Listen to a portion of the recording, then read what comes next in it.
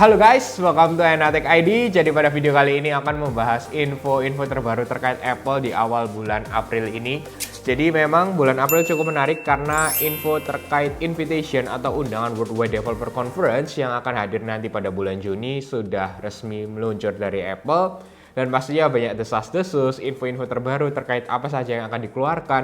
Tidak hanya terkait software, tahun ini kita akan juga expect bahwa adanya hardware terbaru, yaitu Mixed Reality Headset.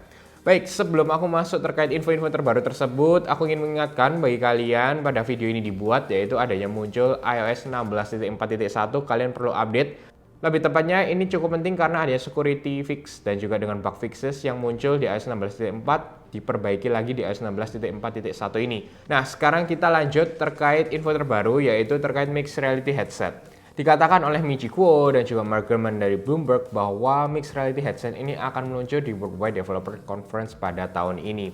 Ada juga info dari Michi Kuo bahwa produksinya ini sedikit mundur sehingga beliau tidak yakin bahwa akan meluncur di Worldwide Developer Conference. Michi Kuo juga mengatakan bahwa tahun ini diperkirakan akan menjadi sebuah hal di mana apakah para investor ini yakin terkait star product atau produk yang akan menjadi sebuah terobosan baru menggantikan handphone seperti iPhone, Samsung di beberapa tahun yang akan datang yang dimulai dari seri pertama yaitu Mixed Reality Headset dari Apple sendiri. Karena ada report terkait trennya yang terus menurun terkait headset ya, lebih tepatnya dari PlayStation VR 2 yang baru saja muncul dari Sony juga menurun terkait produksinya karena demand-nya tidak sesuai ekspektasi juga. Lalu dari brand-brand lain seperti Oculus, lebih tepatnya dari Meta, dan juga dengan beberapa produsen lainnya terus mengalami penurunan karena berkurangnya peminat atau mungkin awalnya hype dan terus akhirnya menurun karena bingung ini digunakan untuk apa. Untuk aku sendiri, kalau kalian mengikuti Instagramku, aku juga ada PlayStation VR 2 dan memang untuk aku gunakan sih nggak mungkin sehari-hari atau bahkan seminggu sekali belum tentu aku gunakan.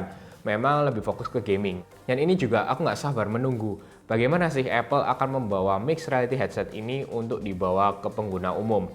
Jadi di sini yang bisa kita katakan ini cukup gambling karena terkait Mixed Reality Headset ini bisa dikatakan ini bisa mengangkat Apple jika memang side mereka benar atau pandangan mereka benar atau akan memperburuk Apple. Jadi akan rusak bagaimana terkait investasi R&D mereka khususnya di Mixed Reality Headset ini. Jadi nggak sabar kita akan lihat nanti di bulan Juni.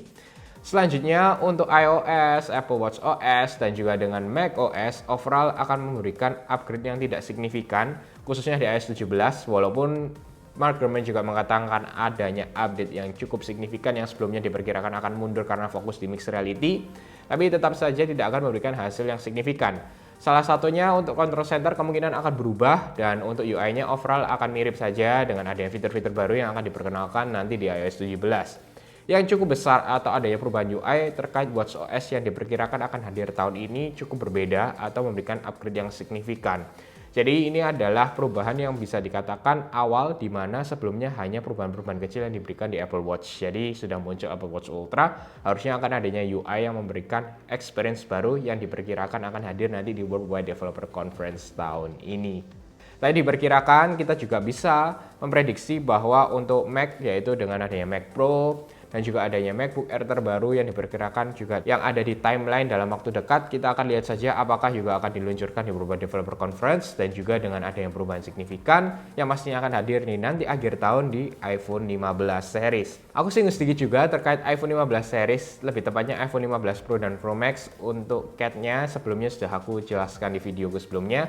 Kali ini dengan adanya render dari Ian Selbu, 9 to 5 Mac, mereka bekerja sama dan memberikan sebuah tampilan yang bisa kita katakan akan meluncur nanti di akhir tahun dan biasanya cukup mirip sih sama seperti iPhone 15 Pro Max tahun lalu, yaitu dengan adanya overall experience bezel yang sangat tipis. Bisa dikatakan kalau bezel sebenarnya tidak terlalu signifikan jika kita tidak terlalu memperhatikan itu, tapi cukup unik aja bahwa bezelnya sangat tipis yang akan diperkeluarkan tahun ini di iPhone 15 Pro dan juga iPhone 15 Pro Max. Untuk Dynamic Island juga tetap akan hadir dan upgrade yang signifikan terkait Pro Max kemungkinan dengan adanya telefoto kamera yang bisa mencapai 5 atau 10 kali dan juga kita akan lihat bagaimana nanti Apple akan memarketingkannya dengan perubahan-perubahan signifikan yang sudah banyak kita lihat di high-end flagship HP-HP Android. Dan untuk report terakhir sebenarnya yang lebih panas diperbincangkan adalah terkait solid state button yang terus saja diperbincangkan. Lebih tepatnya karena ini cukup unik. Buttonnya akan berubah menjadi solid state button sama seperti di iPhone 7 home button. Jadi akan adanya sensitivity atau pengaturan sensitivitasnya yang dapat digunakan sehingga ketika menggunakan casing kita tidak merasakan hal aneh atau tidak bisa keklik. Jadi kita akan merasakan lebih nyaman dan mungkin untuk membuat casing pun adanya tantangan baru walaupun sensitivity-nya bisa diatur sepertinya akan lebih sulit dan untuk deteksinya pastinya juga akan menyesuaikan terkait untuk yang button barunya pengganti mute button dan juga volume up dan volume down beserta power button yang akan diperkirakan hadir juga di akhir tahun 2023 ini. Jadi secara garis besar sebenarnya yang perlu kita tunggu dan perubahan yang signifikan adalah terkait iOS 17. Bagaimana sih perubahannya yang akan dirasakan? Karena sebenarnya sudah mulai bosan ya. Jujur saja aku juga merasakan bahwa untuk HP Android pun mungkin bisa dikatakan perubahannya tidak signifikan sama halnya dengan iPhone. Di mana iPhone 14 Pro Max oke lah dengan Dynamic Island ini ada gimmick baru dan juga ada ya dengan iOS 16 di mana untuk lock screen-nya banyak bisa diatur. Dan ini bisa kita katakan bahwa memang menjadi sebuah hal-hal yang mungkin kecil tetapi secara nggak langsung kita juga merasakan sebuah hal perbedaan yang bisa kita katakan juga bahwa cukup signifikan.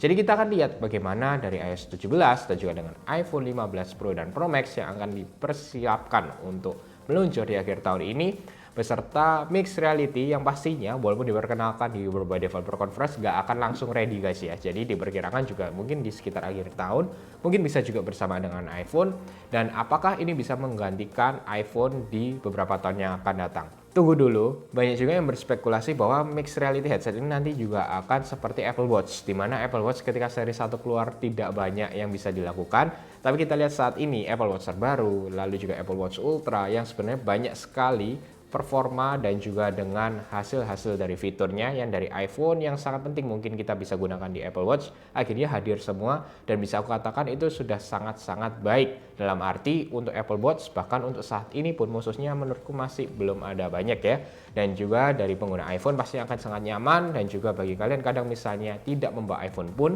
kalau Apple Watch-nya sudah connect ada eSIM-nya juga terpasang secara garis besar sebenarnya bisa berdiri sendiri. Jadi seperti itu yang bisa kita lihat dan kita akan berharap bagaimana mixed reality headset tapi pastinya tetap first generation yang menjadi awal mula bagaimana untuk perkembangan dan juga teknologi ini apakah benar-benar akan menggantikan untuk iPhone dan juga HP-HP lain yang saat ini digunakan sehari-hari oleh kita semua.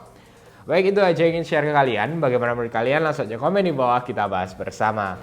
Oke, semoga kalian suka dengan video ini. Jangan lupa untuk share, like, subscribe, dan sampai ketemu di video selanjutnya.